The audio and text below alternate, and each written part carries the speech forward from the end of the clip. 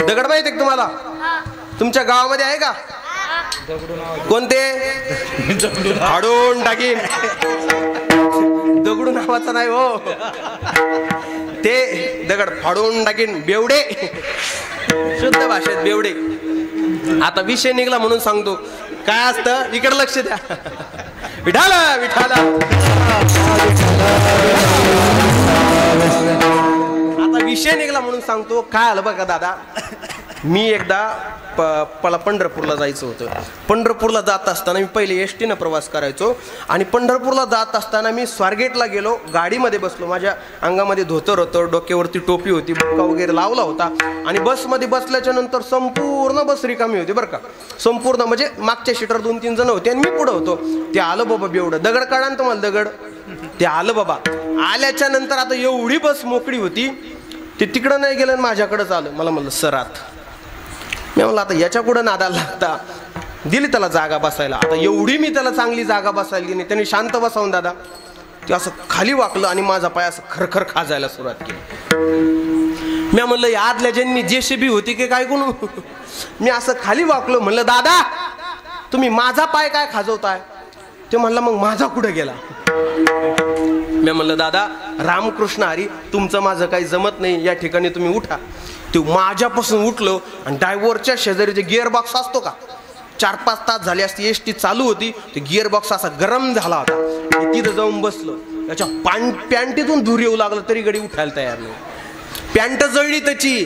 पण त्यांना नाही का हिवाळ्यात ही वाजत नाही, उन्हाळ्यात ऊन लागत नाही, पावसाळ्यात कुत्रा जरी मुतून गेलं तरी त्यांना कळत नाही. काय का नाही. म्हणजे एवढं झाल्याच्या नंतर बघा गाडी नाही का काय आलं, जेवायला थांबली.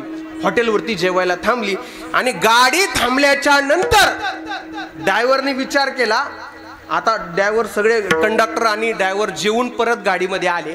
आल्याच्या नंतर ड्रायव्हरला आश्चर्याचा धक्का बसला. काय तर गेली 2-4 तास झाली ते गिअरचं दांडकं तिथंच होतं. नेमकी 15 मिनिटापूर्वी गेलं कुठं? ते बेवडं असं बघू लागलो. साहेब तुम्ही काय बघा लागले? ते म्हणलं अरे 2-4 आता 15 मिनिटापूर्वी गेटचं दांडकं इथं होतं, सकाळपासून मी इथंच बघितलं, नेमकं 15 मिनिटापूर्वी गेलं कुठं? ते बेवडं म्हणू लागलं सर तुम्ही सकाळपासून मागं पुढं करू लागले, तुमच्याकडं तुटाना मी उपटूनच काढला म्हणे. तुम्ही काय ताण झाला. म्हणजे असे असते मद्यपी बरडे भलत्या छंदे, दारू गांजा मत पियो यारो, अक्कल गुंग हो जाती है, अपना पैल का पैसा खर्च कर मुंह में मिट्टी पड़ जाती. बघा दारू पिल्यामुळे नंतर तुमच्या आयुष्याची राख रांगडी होईन दादांनो. लोक तुम्हाला नावं ठेवणार का नाही, पण त्याच जाग्यावरती सुंदर अशी वारकऱ्याची टोपी घाला, गळ्यामध्ये पवित्र तुळशीची माळ घाला, चौकामधून जात असताना लोक तुम्हाला रामकृष्ण हरी म्हणल्याशिवाय पुढे जाणार नाही. रामकृष्ण हरी म्हणल्याशिवाय पुढे जाणार नाही. एवढी ताकद खऱ्या अर्थानं तुळशीच्या माळीमध्ये आहे. म्हणून जगद्गुरु तुकोबराय म्हणतात दादांनो आपल्या हिताच्या ठिकाणी जागा राहत असताना काय करा? अभंगाचं प्रथम चरण.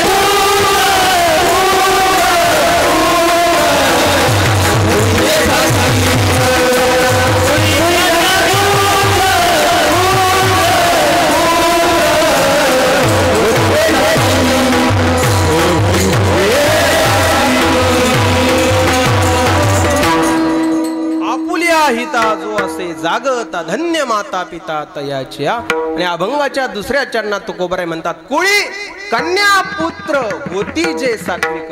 आधी सगळ्यात पहिले महत्व जगद्गुरु तुकोबारायांनी कोणाला दिलं? कुळी कन्येला महत्व दिलं. कारण की का? एका कन्येनं ठरवलं, एका आईनं जर ठरवलं तर गाथा जन्माला येऊ शकते. एका आईनं जर ठरवलं तर ज्ञानेश्वरी जन्माला येऊ शकते. मला सांगा, आपल्या घरामध्ये पोरग हुशार असतं का पोरगी हुशार असते? पोरगी हुशार असते का नाही? तुम्ही पोरीच म्हणणार. काही म्हणा, पोरी हुशार असतात. बघा 10वीला पोरीला फक्त 99च मार्क पडू द्या, 1% कमी पडला ना ती म्हणती बाबा 1% जर एक जास्त पडला असताना 100 पैकी 100 पडले असते आणि मी अख्ख्या जिल्ह्यामध्ये 1 नंबर आले असते बाबा. फक्त 1% मला कमी पडला बाबा. ती रडते, दिवसभर रडते, जेवण करीत नाही पोरगी. आणि पठ्ठ्याला 35च पडू द्या. अख्ख्या गावामध्ये पेढे वाढतो. पास होत नव्हतं पण बळजबरी झालो.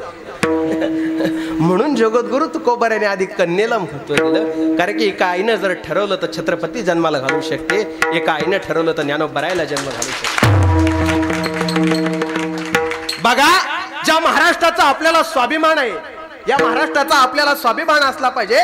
कारण की या महाराष्ट्रामध्ये जिजामाता जन्माला आला, एक कन्या जन्माला आली, त्यानं छत्रपतींना जन्माला घातलं.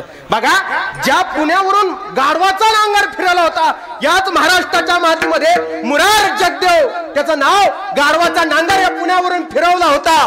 पुण्याच्या मातीवरून याच महाराष्ट्राच्या मातीमध्ये गाढवाचा नांगर फिरवला होता आणि सांगितलं होतं महाराष्ट्राला ओढून, अरे महाराष्ट्रातल्या लोकांनो, इथं वस्ती केली, इथं तुम्ही जर राहिले तर तुमचा निर्वंश होऊन तुमचे मुंडके कापल्या जाईन. हे सांगितलं होतं या महाराष्ट्रातल्या लोकांना. कोणी? मुघलांनी सांगितलं होतं. पण या सगळ्यांच्या विरोधामध्ये या महाराष्ट्राच्या मातीमध्ये पहिलं पाऊल जर कोणत्या मातेनं टाकलं असेल तर तिचं नाव राष्ट्रमाता मासाहेब जिजाऊ.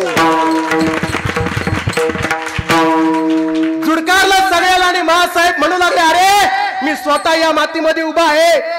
या सगळे वस्ती करू लागले.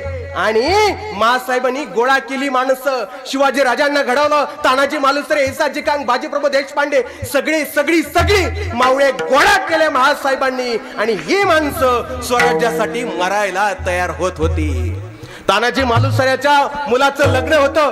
लग्नाची पत्रिका घेऊन तानाजी मालुसरे छत्रपती शिवाजी महाराजांकडे आले आणि सांगितलं, राजा 2 दिवसांनी पोराचं लग्न आहे, तुम्हाला यावं लागतं राजा, तुम्हाला यावं लागतं. पण राजांचं तोंड पडलेलं बघून तानाजी मालुसरे विचारू लागले, राजा झालं काय? तुमचं तोंड असं पडलेलं काय? त्यावेळेस राजा सांगू लागले, ताना मुलाच्या लग्नाला नाही येता यायचं रे, आम्हाला कोंढाण्याच्या मोहीमवरती जायचं. बघा, पोराच्या लग्नाची पत्रिका घेऊन आलता तानाजी मालुसरे. 2 दिवसावरती लग्न आहे, पत्रिका घेऊन आलता. हातात पत्रिका होती, तशीच पत्रिका खाली टाकली आणि बेल भंडार हातामध्ये घेतला. तानाजी मालुसरे म्हणू लागले, महाराज आधी लगीन कोंढाण्याचं आणि मगच माझ्या रायबाचं.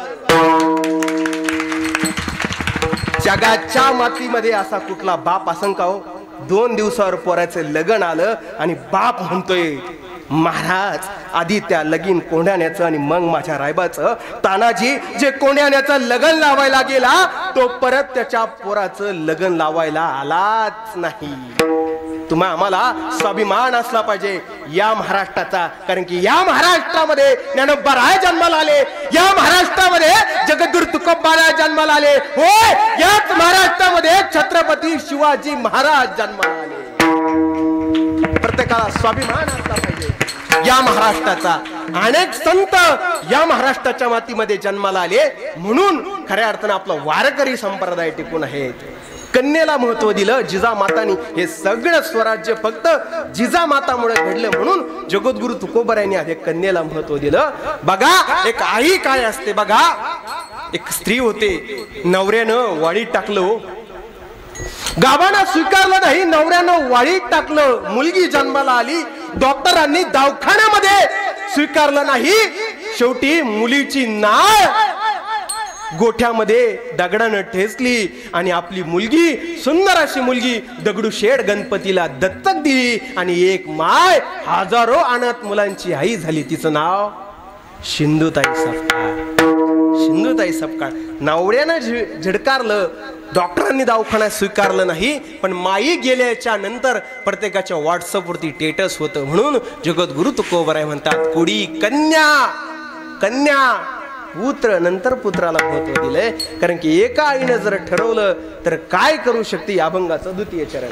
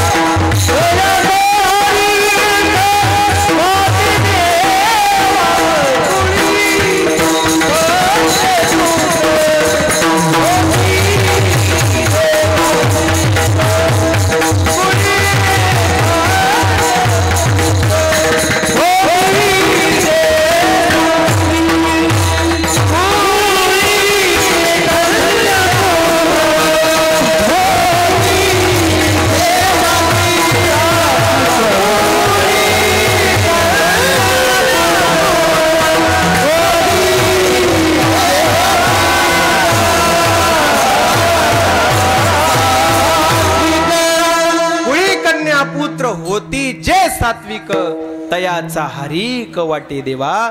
तुकोबराय म्हणतात, अशा मुलांचा मला हरिक वाटतो, देवाला सुद्धा अशा मुलांचा हरिक वाटतो, जी सिंधुताई फक्त अनाथ मुलासाठी जगली हो, अनाथ मुलासाठी जगली. अशा मुलांचा खऱ्या अर्थानं देवाला हरिक वाटतो, देवाला हरिक वाटतो. काय असतं बघा, माणसं अनेक जन्माला येतात, निघून जातात, पण तीच माणसं कायम स्मरणात राहतात, जी माणसं या जगाच्या मातीमध्ये इतिहास करून गेली. इतिहास करून बघा, तुम्ही आम्ही गेल्याच्या नंतर आपले फोटो लावले जातात घरामध्ये. वर्षातून एकदा आपली पुण्यतिथी वर्ष श्राद्ध केल्याच्या नंतर संपला आपलं आयुष्य. एका फोटो मध्ये आपण कैद राहतो, आपली कोणीच आठवण काढत नाही. मला सांगा, देवीचं काय साजरी केलं जातं? नवरात्र, बरोबर आहे का नाही? रामाची नवमी, कृष्णाची, बरोबर आहे का नाही? कृष्णाची. आणि तुमचे आमचे पित्र, बरोबर, तुमचे आमचे काय केले? पण तुमची आमची जयंती का साजरी केली जात नाही? का आपली कधी पुण्यतिथी साजरी केली जात नाही? याचा विचार आपण केला कधी? अहो, हे सगळं करण्यासाठी आधी खऱ्या अर्थाने कीर्तनामध्ये मार खावा लागतो. जगद्गुरु तुकोबरायांनी खाल्ला. गरम गरम उकळतं पाणी जगद्गुरु तुकोबरायच्या अंगावरती टाकलं. हे सगळं सहन केल्याच्या नंतर जगाच्या मातीमध्ये आपली जयंती साजरी केली जाते. समाजासाठी जगावं लागतं. जी माणसं खऱ्या अर्थानं समाजासाठी जगली गेली त्यांचंच इतिहास आज नाव घेतो, बरोबर आहे का नाही? इतिहासात आज रावणाच्या नावानं कुठंतरी आपल्याला किराणा मालाचं दुकान दिसतं का? नाही दिसत नाही. छत्रपती शिवाजी महाराजांच्या नावानं दिसतं श्रीराम किराणा स्टोअर असं नाव आपल्याला दिसतं. बघा, ज्यांचं जगणं दादांनो समाजासाठी असतं ना, त्यांचंच या जगामध्ये नाव घेतले जातं, त्यांची जयंती साजरी केली जाते. म्हणून जगत असताना मोजकंच आयुष्य जगा. मला माहिती आहे, प्रत्येकाचे कोणाचे 20 वर्ष राहिले असतील, कोणाचे 10 वर्ष राहिले असतील, कोणाचे 100 वर्ष राहिले असन. मोजकंच आयुष्य आपलं राहिलंय. पण जगत असताना दादांनो असं जगा की तुम्ही गेल्याच्या नंतर अख्खं गाव रडलं पाहिजे आणि म्हणलं पाहिजे, खरंच माणूस चांगला होता. तर प्रत्येकाच्या डोळ्यामध्ये पाणी आलं पाहिजे तुम्ही गेल्याच्या नंतर. एवढं जगा, कारण की आयुष्य हे माणसाचं कमी होत चाललंय दादांनो. जगद्गुरु तुकोबाराय आज गेले, पण आजही त्यांच्या नावानं बीज साजरी केली जाते. छत्रपती शिवाजी महाराज 400 वर्षे झाले निघून गेले, पण आजही जयंती या मातीमध्ये साजरी होती. कारण की का, स्वतःला या मातीमध्ये आधी त्यांनी गाडून घेतलंय, या मातीमध्ये स्वतःला आधी त्यांनी गाडून घेतलंय, म्हणून आज त्यांची जयंती पुण्यतिथी साजरी होती. म्हणून जगत असताना थोडं जगा, पण खऱ्या अर्थानं मेल्याच्या नंतर सुद्धा आपली कीर्ती राहिली पाहिजे. कीर्ती मागे उत्तमाची कीर्ती मागे उत्तमाची कीर्ती मागे तुका म्हणी कामराची सरे उत्तमाची उत्तमाची